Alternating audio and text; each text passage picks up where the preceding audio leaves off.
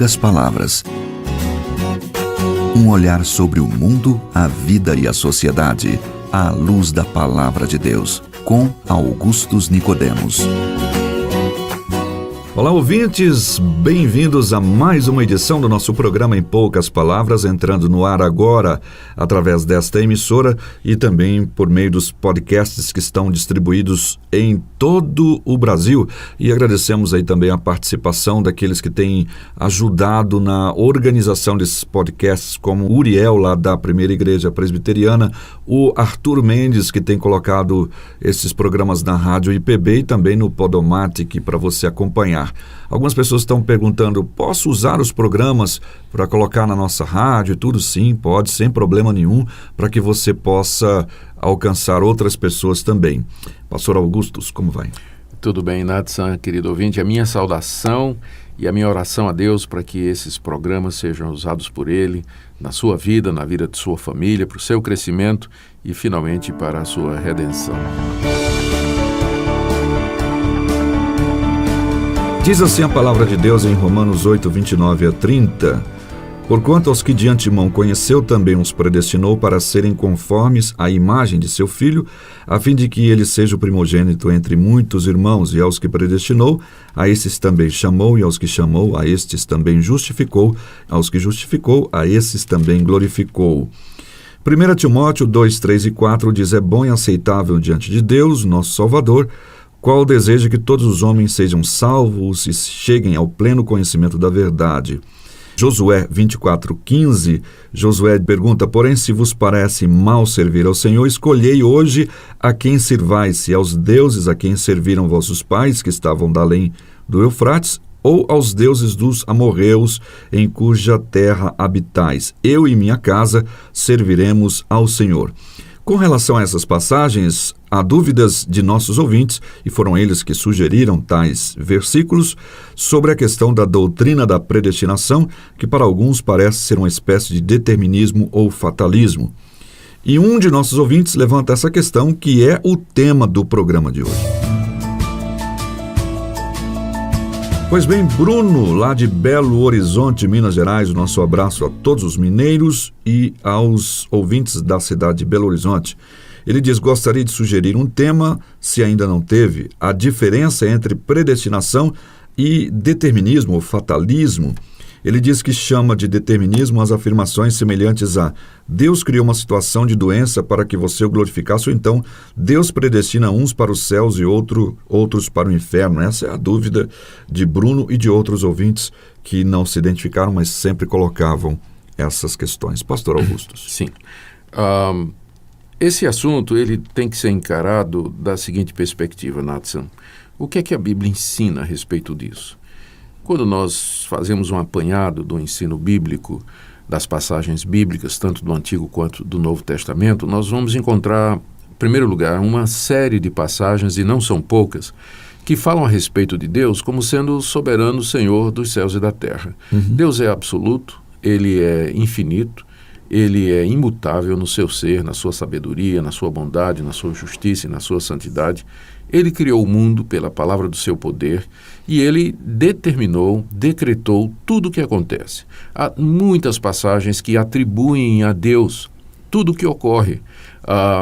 Passagens como aquela da boca do próprio Jesus, que diz que não cai um passarinho no chão se não for da vontade do nosso Pai que está nos céus, o Salmo 139, que fala como Deus registrou todos os nossos dias, o livro de Jó, que diz que eu bem sei que tudo podes e nenhum dos teus planos pode ser mudado, o livro do profeta Isaías, que o profeta diz que Deus desde a eternidade determinou todas as coisas que existem, quem é que pode fazer Deus mudar de planos, passagens no Novo Testamento que diz que usam o termo predestinar, o termo eleger, o termo escolher.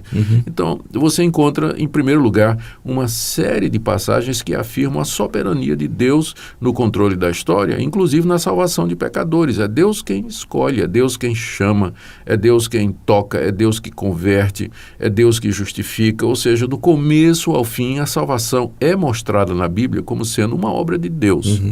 Paralelamente, você vai encontrar também uma série de versículos que parecem atribuir ao homem a responsabilidade pelos seus atos. O homem é chamado a se arrepender, o homem é exortado a mudar os seus caminhos, é dito ao homem que ele tem que escolher para onde ele vai, o que é que ele vai fazer, no que ele vai crer. O homem é responsabilizado pelas suas decisões, ele é condenado pelos seus pecados, e a responsabilidade e das consequências dos seus atos é colocada diante do homem. O homem é responsabilizado pelo mal, pelo pecado no mundo, pelo seu próprio sofrimento e pela sua própria desgraça. Então, esses são os dados bíblicos, passagens que de um lado afirmam a soberania de Deus e passagens que, por outro lado, falam da responsabilidade do homem. Qual deve ser a nossa atitude com relação a isso aí? Pode ser uma das seguintes. Primeiro, a pessoa pode simplesmente ignorar as passagens que falam da soberania de Deus e focar na responsabilidade do homem. E dizer, não, o homem é totalmente responsável, as decisões são tomadas pelo homem, o homem tem livre-arbítrio, ele pode escolher, né? Ele que decide finalmente. Ele é que decide, Deus não interfere, Deus não predestinou ninguém, mas a pessoa está ignorando, está esquecendo, negligenciando aquelas outras passagens que afirmam a soberania de Deus, inclusive na escolha dos que vão ser salvos. E que elas né? precisam se completar. Né? Pois é. A outra posição é você simplesmente enfatizar a soberania de Deus na salvação e na história, e você ignorar as passagens que dizem que o homem é responsável pelas suas decisões. As passagens que dizem, como lá em Josué, escolham quem vocês vão servir, o que seria igualmente um erro, né? Então, a solução, no meu entender, e a solução que é adotada pelas grandes confissões reformadas, né? Quando elas se debruçaram sobre esse assunto, é você manter as duas coisas juntas, admitindo que existe aqui um mistério que não pode ser resolvido. Deus é absolutamente soberano, nada acontece nesse mundo se não for pelo decreto de Deus. Ao mesmo tempo, igualmente verdadeira é a afirmação de que o homem é responsável pelas suas atitudes. Que quando ele escolhe porque quer, ele tomou aquela decisão porque quis e, como consequência, ele haverá de pagar por elas. Isso é o que nós poderíamos chamar de um paradoxo, né? uma aparente contradição. Aparente porque ela nos parece uma contradição. Na realidade, não é. Simplesmente nós não temos condição de entender como isso funciona. Para Deus, isso é extremamente simples. Deus é de tal natureza que ele é capaz de criar e decretar tudo o que existe de uma forma em que ele não interfere na liberdade das suas criaturas. Deus é Deus, ele pode fazer isso. Para nós pode parecer um paradoxo, mas não para Deus. Então, isso explica por que na Bíblia você vê, por exemplo, pensando na morte de Cristo. A Bíblia diz assim, que Cristo morreu pelo determinado desígnio e presciência de Deus. Os detalhes estavam decretados por Deus, mas a mesma Bíblia, o mesmo autor, no mesmo livro e às vezes no mesmo versículo diz, os judeus são responsáveis pela morte de Cristo. Na verdade, eles são responsabilizados e culpados pela morte de Cristo Jesus. Como é que pode ser isso? Não sei. Ninguém sabe. Isso é um dos mistérios que a Bíblia nos apresenta. O erro é você negar a soberania de Deus, a predestinação, a eleição e a escolha de Deus, ou você negar a escolha do homem, a liberdade do homem e a responsabilidade do homem pelos seus atos. Nós temos que manter as duas coisas juntas.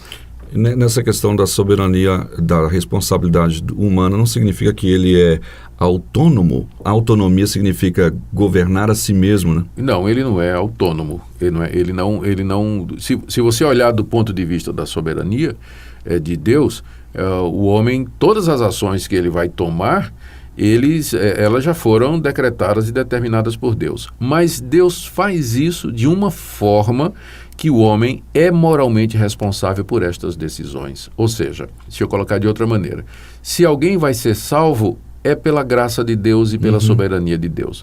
E se alguém for para o inferno, é por sua própria culpa. É porque ele pecou, porque ele escolheu errado, porque ele fez as decisões que não devia ter feito, afrontou a Deus, esqueceu a Deus, não quis o evangelho. Ninguém que está no inferno vai poder dizer que está lá, que não seja por sua própria culpa. Deus permite, então, que essas pessoas continuem seguindo o caminho em oposição a ele. Ah, sem dúvida, não é? Isso aí faz parte dos decretos e dos planos de Deus. Mas, mais uma vez, lembrando que o homem que anda por esses caminhos anda porque quer. Anda porque quer. E, portanto, vai ser responsabilizado por isso. Você chega agora para aquelas passagens, não é? Você chega lá em Josué, onde Josué diz, escolhei agora quem servais, Deus se dirige para o homem e diz, escolha, decida. Está usando o próprio Josué para fazer essa conclamação. Né? E até o dia de hoje, Deus também se dirige aos pecadores e, pela pregação do Evangelho, oferece a Cristo Jesus e espera uma reação do homem. Por quê? Porque mesmo pecador, o homem continua um ser moral, responsável pelas suas ações, e ele continua tendo que responder a Deus por aquilo que ele faz. Então Deus tem o direito de dizer ao pecador que ele tem que escolher o caminho que ele vai seguir. E é claro, qualquer decisão que o pecador tome, e ele vai tomar livremente essa decisão, no final terá sido aquilo que Deus decretou antes da fundação do mundo. Tá? Terá sido isso.